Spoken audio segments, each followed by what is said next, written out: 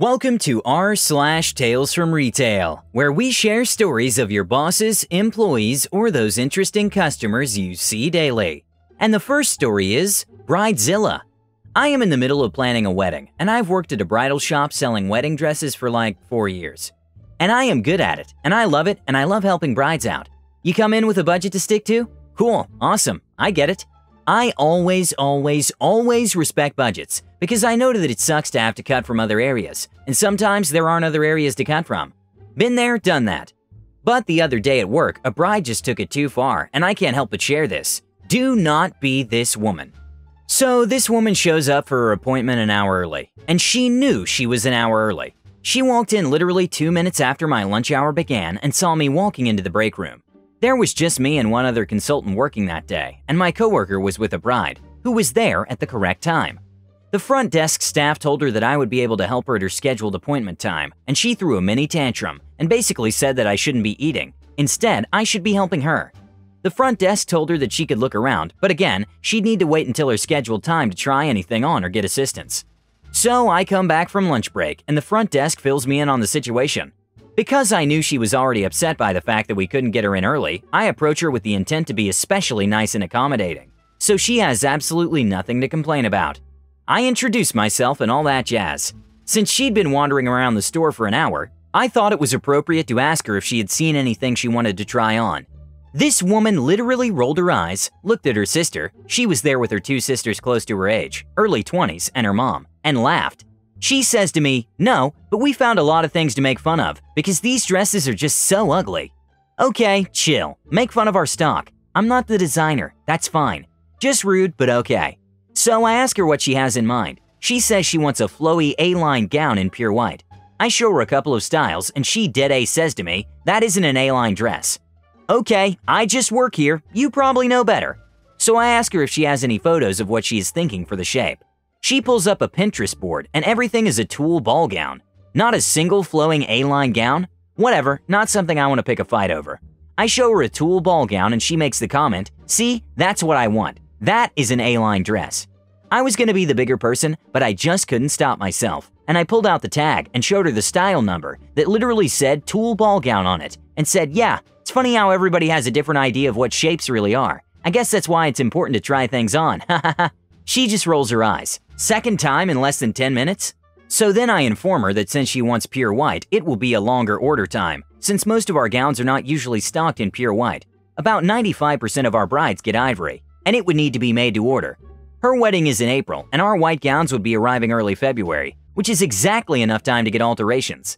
She would be totally fine and right on timeline, but I just needed to throw that out there so she couldn't say she was shocked. She rolls her eyes again and says, "That is ridiculous. Wedding dresses are supposed to be white." I told her that if the timeline worried her, then she might want to consider ivory, which most ivory gowns would be coming in before December. She cut me off mid-explanation by loudly just saying, "No, no, no, it needs to be pure white." Whatever, she didn't like a single gown I showed her, so I finally told her that I would just pull some styles based on her pictures and stated requirements. She said fine. I asked her what size she usually wore in jeans. She rolls her eyes again and says she usually wears a 2, but what does that have to do with anything? I explained that with wedding gowns, you normally wear 1 to 2 sizes up from your street size, so I would probably be pulling 4 to 6 to try on. Her mouth dropped and she exclaims loudly, "I would literally kill myself if I were a size 6. Keep in mind that she is with her 2 sisters, one of which is probably a size 14, and the other is probably a 6 or an 8. I just went and pulled dresses. She ended up wearing a size 4. Thank goodness we avoided the inevitable suicide that would have come with a size 6. So the first dress I put her in is an ivory ball gown. She comes out and says, "See, this is a white A-line dress like I wanted." I tell her that this is ivory, and she argues with me, so I just show her the tag and bring a white dress to put beside her to show the color difference. Her mom speaks for the first time. She says, "That white color looks so ugly next to your skin tone." The bride is now peeved because she was not 100% adhering to her initial expectations. But whatever, my job is to get her the dress she wants, even if she doesn't think she wants it. We try on 3 more dresses and finally strike a winner. She loves it. Her mom cries. She cries. Her sisters are excited. Dope. I put on a veil and a belt and they all love it. Now at the beginning of the appointment, she said that her budget was $750. For the simple style she wanted, that was possible. The dress she ended up loving was originally $750, on sale for $550. Good deal, under budget. Yay, right? I hadn't been telling her the exact price of every dress we tried on, and she never asked. So at the end of the appointment, after she has all the tiers and such, I tell her that I'll be right back with a grand total for the veil, the dress, and the sash. Total, everything came out to like $800. I come back and tell her, thinking they will be impressed with the great deal, and she literally gasps like she was just shot.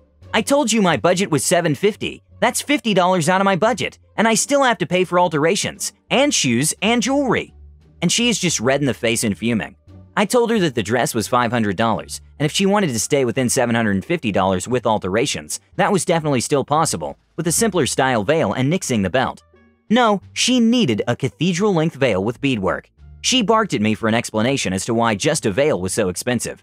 The veil she liked was $250, and I told her that was the starting price for our beaded cathedral veils, since they were too delicate to be mass-produced. Therefore, they had to be individually beaded, which increased the value. She rolls her eyes and literally throws the veil on the ground and tells me to get her out of the dress. While in the room, I tell her once more that she is free to go to anybody for alterations, and that with the dress she liked, she would only need a hem, which is less than what most gowns need done. I also started to explain payment plan options, and she interrupted me like a child by doing the na-na-na-na-na thing with her voice, and then she said, "I will let you know what I decide when I decide." I just left the room at that point and decided I wasn't dealing with her. As they walked out the door, I thanked them for coming, and she just rolled her eyes. I am sorry that I did not realize that when I, a wedding dress salesperson, asked what your budget was for your wedding gown, that you also wanted me to budget for every D thing touching your skin on the day of the wedding. Was I also supposed to calculate the gas money it took you to drive to our store? And the cost of the metered parking?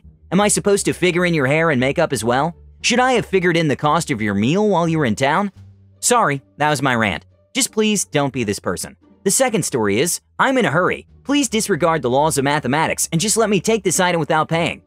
I am the assistant manager at a furniture/home decor store. I have worked here over 7 years now. I was just thinking about an interaction I had on Monday. We have this customer who I'll ironically name Patience. She's older in her 60s. Patience isn't from my town either. She's from a nearby bigger city. Once a month, Patience's son has a business meeting in town, and he brings his mom with him. While I think it's sweet he tries to get her out of the house every once in a while, I do not appreciate that he decides to drop her off at my store for the duration of the meeting. She has tormented my staff and I for up to 4 hours at a time. Patience is needy, rude, and straight up clueless about how the world works. She expects that people shop with her. It's impossible to break away and help others when we get busy. Lines are backing up at the POS, and she's handing you item after item to carry for her. She refuses to use a cart. It's beyond annoying. Most of the time, we all try to avoid her, but she always finds a way to inconvenience someone. This past Monday, she basically marched into the stock room and dragged one of my associates, who was working on our shipment of new items, to the floor. Being polite, he tried to answer a question, but he had to get back to his job, and she became peeved when no one was helping her.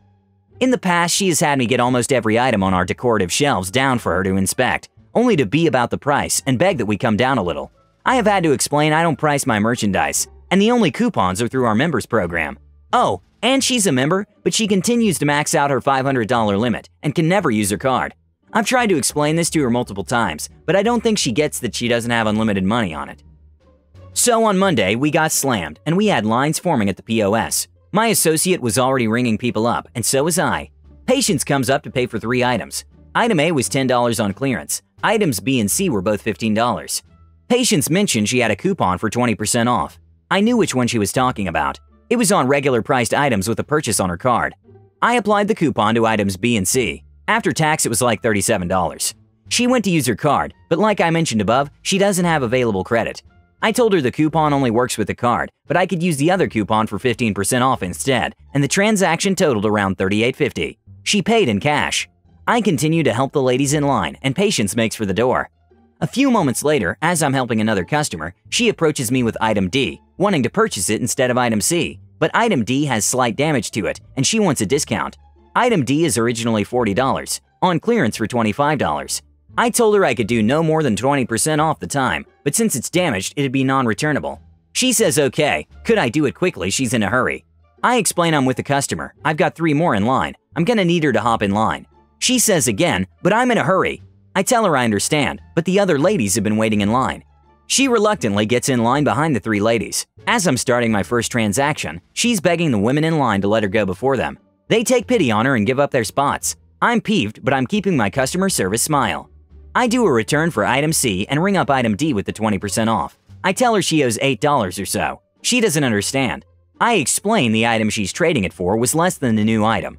Patience. You didn't apply that item to this one. I'm in a hurry. Please hurry up. Me. Ma'am, you owe me $8. Patience. I don't get it.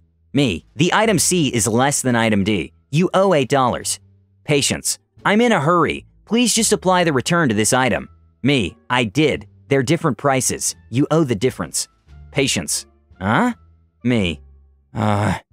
Patience. I don't get it. I already paid $40. Why do I have to pay more? Me. Because this item is $25 and the other was $15. Ma'am, let me clarify. You only wanted to return item C, not all three? Patience. Yes. Me. Okay, you owe $8. Patience. Oh, you probably didn't apply the coupon.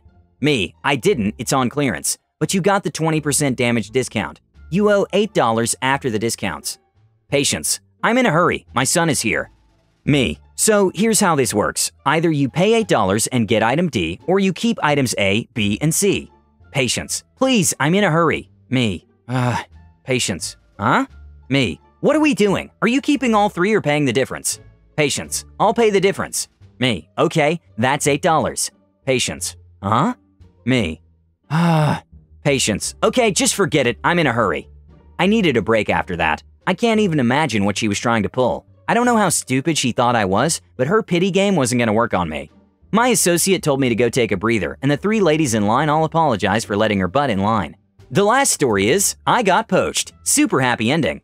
It's 3 days ago. I'm wasting away as a burned-out furniture lead at a big box store home department that's getting worse by the day.